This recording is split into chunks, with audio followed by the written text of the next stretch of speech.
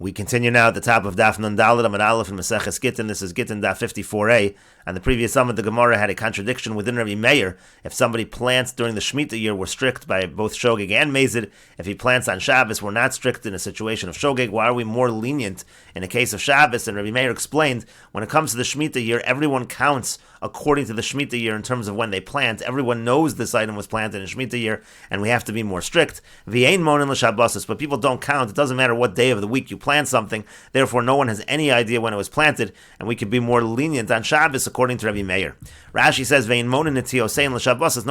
Nobody counts when they planted something in terms of the day of the week on Shabbos. Shein monin yamim l'netia. Nobody knows how many days old the plant is. Elashanim. People know how many years old the plant is. Lafigach ein hadavar yadua l'zman meruva shenata b'Shabbos. Therefore, people are not aware of the fact this was planted on Shabbos. That's why Rabbi Meir says we can be more lenient when it comes to Shabbos.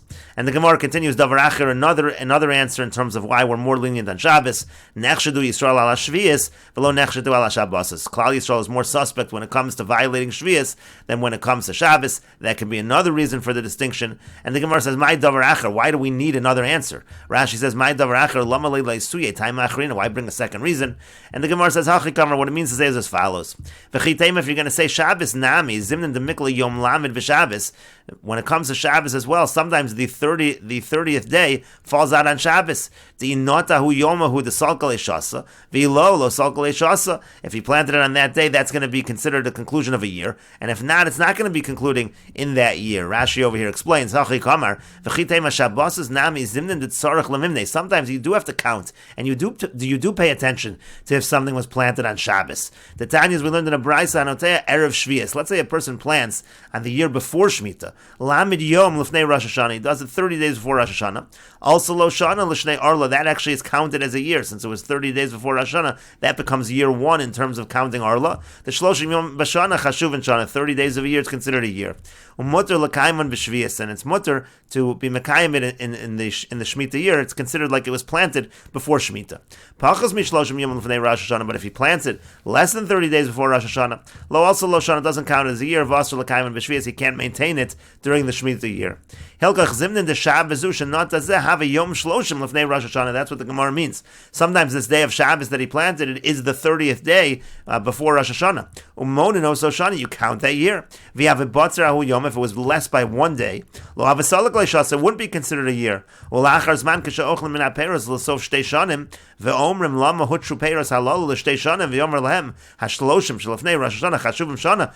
Years later, they're going to say, why is this considered this number year and not that number year? And he's going to say it's because it was 30 days before Rosh Hashanah when it was planted. Umaskirim Shanata B'Shabbos. He'll mention the fact, people will remember rather that it was planted on Shabbos. V'lik Nesua, so maybe we should apply the Knas. In other words, there are some far-fetched cases where maybe on Shabbos a person will remember it was planted on Shabbos, and that's why we give the Davar Acher the other explanation, Lo nechshadu ala Shabbos. The Klal Yisrael is not suspect when it comes to Shabbos. And again, so that's why I said, Tashma, come and hear the Davar Acher, nechshadu Yisrael ala Shvius, v'lo nechshadu ala Shabbos. Again, Klal Yisrael is suspect when it comes to the Shemitah year, but they are not suspect when it comes to Shabbos. And Rashi says, Tashma Davar Acher, nechshadu Yisrael al Shvius, v'ikol amecha shmit tochsha davar nikar asil l'mishri netiv Shvius. Again, if everybody knows what's going on, we have a concern that people are going to start permitting things on Shvius. V'lo nechshadu ala Shabbos, but they're not al Shabbos, they're not suspect on Shabbos. V'afilu Yizkor, even if someone remembers, v'yodei hadavar realizes it was on Shabbos, Lawasi Lemishri Nitiyasa B'Shabbos. It's not going to come to be that they're going to permit planting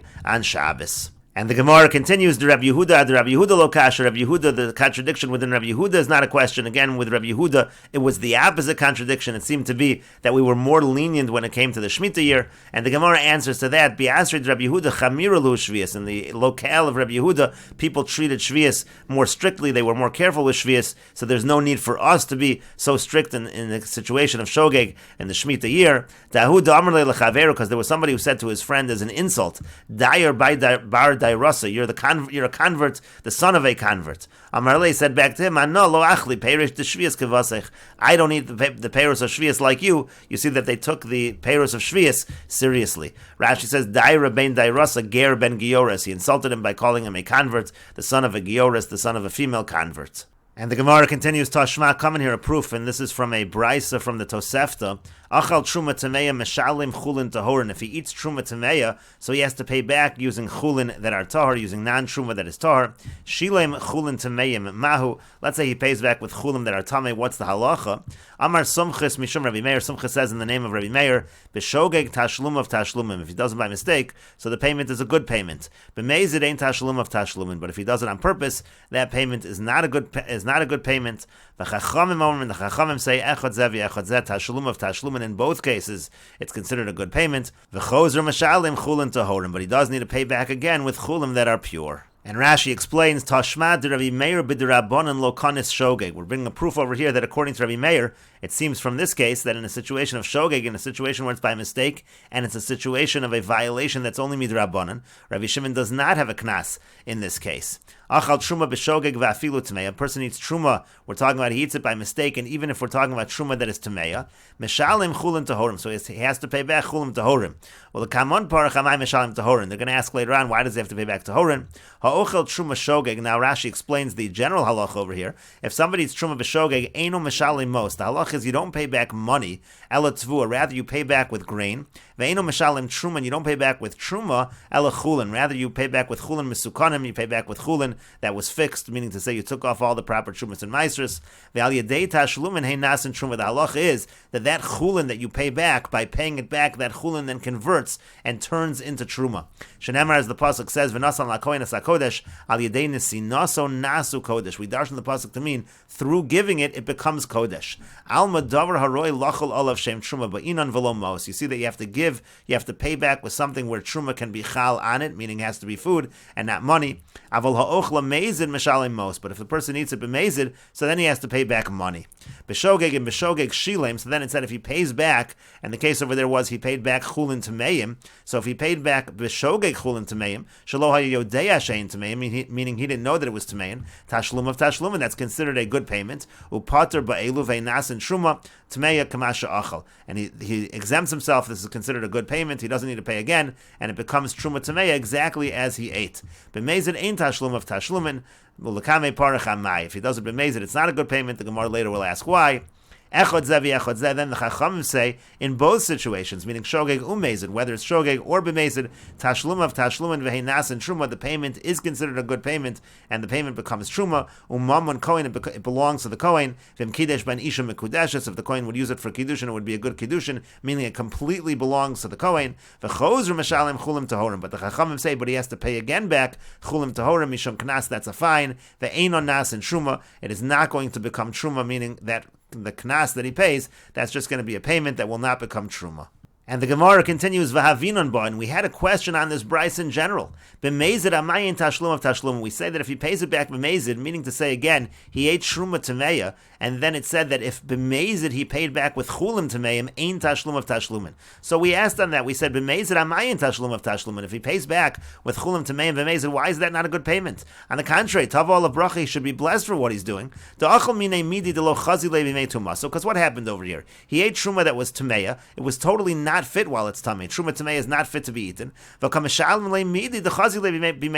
he's paying him back with chulin tameim. Chulin tameim are something that actually are fit to be consumed when they are chulin. What exactly did the individual do wrong over here? V'yamar Rava v'yamri l'kedi, and so Rava said, and some people say it's attributed to an anonymous Tana. Chisurei mechzer v'hachi katani. Really, this brisa there are words missing, and here is the proper text of the brisa. Achal truma tameya. If a person ate truma tameya, meshalim koldu, then he can pay back with anything, and Rashi will explain. Achal truma tahora. Now, if he ate truma that was pure, meshalim chulin tahorim, you got to pay back chulim tahorim, as we said. Shilem chulim tameim. Now, in that case, if he pays back with chulim tameim, mahu, what's the halacha? Sumchas omer mishum Rabbi Meir b'shogeg tashlum of tashlumin b'mezid ein tashlum of tashlumin. Sumchas says in the name of Rabbi Meir that if he pays back with chulim tameim by mistake, so then it's a good payment. If it's b'mezid, it's not a good payment. The Chachamim omer echad zeh v'echad zeh tashlum of tashlumin, and the Chachamim say in both cases it's a good payment. However, there's a knas v'chozer meshalim chulin tahorim. There's a knas that he has to pay again with chulim tahorim.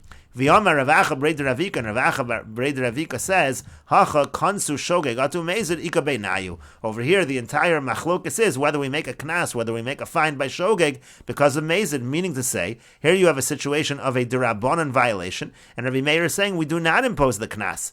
As the Gemara here says, the Rabbi Meir savar lo kansu shogeg atu mezid v'chachamim omru kansu. The Rabbi Meir says there's no knas of shogeg atu mezid, and the chachamim say there is a knas, and in any case, that is a contradiction with Rabbi Meir, because Rabbi Meir said before that when you have a derabanan situation, there is a knas of shogeg atu mezid. And the Gemara answers to that, Hachi Hashta, what kind of comparison are you making? Hasam Gavra l'shalume kamechavin. Anon nekom v'liknasei. Over there, the person is trying to pay back. He's trying to do the right thing, and now we're going to impose a fine. That's why we don't impose a fine in this brisa. And Rashi explains, V'havinon bo b'mezid amayin tashlum of tashlum, and we ask the question, b'mezid, why is the payment not a good payment? Amay kanasale amezid, tahani tashlum, and holo hazid b'tashlum and geruin. Why are we giving him a knas in the situation of mezid over here, in this case, but he hasn't actually paid back with anything worse? Da'achal minei truma tamei de lo matzi l'meichal b'mei tuma, because what happened? He ate truma tamei, which can't even be eaten when it's tamei. Da'ochal truma b'tumas aguf b'misa, because somebody eats truma b'tumas aguf is b'misa, v'afilu hi tamei, even if it's tamei. And he's paying him back with chulim tameim that actually are fit while they are tamei. Now, even though in the end the chulin will become truma, and it's not going to be fit to hatamei because it's tamei, so it's tamei truma in the end. But he wanted to pay him chulim tameim. He doesn't know that it's going to become truma, so why are we fining him in that situation? And so the Gemara then answered that actually if the person ate truma tameya mishalin kolduhu, he can pay any amount, meaning kol shu chulin, any amount of chulin, bein torin, bein tmein, doesn't matter if it's tar, doesn't matter if it's tamei, it makes no difference in that situation. And the point is, according to Rashi, it doesn't mean to say any amount of chulin, but it means any kind of chulin. It could be tar, tamei, it doesn't make a difference because he ate truma tameya. B'shogeg tashlum of tashlumin, but now in a situation where he ate truma that was tahora, and then he paid back with chulim tameim, so if he did it b'shogeg, it's a good payment. Da'ochel truma shogeg lefi mida when a person eats truma b'shogeg, so he pays back in the amount that was eaten, not according to the value, and so therefore we say even though what he paid back really is of a lesser value because he's paying back tamei and he ate tahar, but still it's considered tashlumin on a doraisa level. And the Rabbanan don't fine him in that case because he made a mistake in paying back. He should have paid back with chulin that was tar, instead he paid back with chulin that was tameim. But if he does it on purpose, he knows that it's tamei, ain't tashlum of tashlum, and that's not going to be a good payment. To kansu rabbanan shemiskavin lahafsid kohen. There's a fine against him by the rabbanan because he's trying to make the kohen lose out. V'yamar Rav Acha Brei Ravika b'yavamas b'isha Rabba demezid nami d'kamer Rabbi Meir in tashlumav tashlumin li pater legamri kamer. And Rav Acha Brei Ravika says that when Rabbi Meir says b'mezid, it's not a good tashlumin. It means in terms of being pater. Kolomar shetzarech lachzor l'shalim chulim tahorim k'rabbanan, meaning he's going to have to repay chulim tahorim like the rabbanan. Uv'shogeg hu depaligad the rabbanan. It's only by shogeg that there's a machlokus Rabbi Meir and the rabbanan. To Rabbi Meir lo kansu shogeg atu mezid v'rabbanan kansu. The point over here is Rabbi Meir says that in the case of shogeg we don't make a fine because of mezid. Everybody agrees that if he pays back to Mayim when he should have been paying back to Horim, everyone agrees in that situation that it's ein tashlum of tashlum and it's not a good payment. The whole machlokas is b'shogeg. Are we going to consider it a good payment? And now the Gemara's question is again, v'hacha yisur d'rabbanan. Over here, the entire issur we're talking about, the violation is d'rabbanan. The midoraisa tashlumin malyanin, on a doraisa level, it's certainly a good tashlumin. The lafi mida mishalim, as we said, you just have to pay back the amount of food in terms of measurement that the person ate. V'chim mishalim tmein afilu b'mezid isur d'rabbanan hu David, when he pays back to meim, even b'mezid it's just an isur d'rabbanan. V'lo kanis Rabbi Meir shogeg, and here you see the opposite of what Rabbi Meir said earlier. Here Rabbi Meir is not imposing a fine by the d'rabbanan by a situation of shogeg, and the Gemara ultimately answers l'shalumi mechavin. At the end of the day, this person was trying to do the right thing. He was trying to pay back. V'adam kosher, he's an adam kosher. V'anon nekam v'niknasei al shegagah, so we're going to give him a fine because of the mistake that he paid back. He was trying to pay back properly, and he paid back to meim. That we won't do. If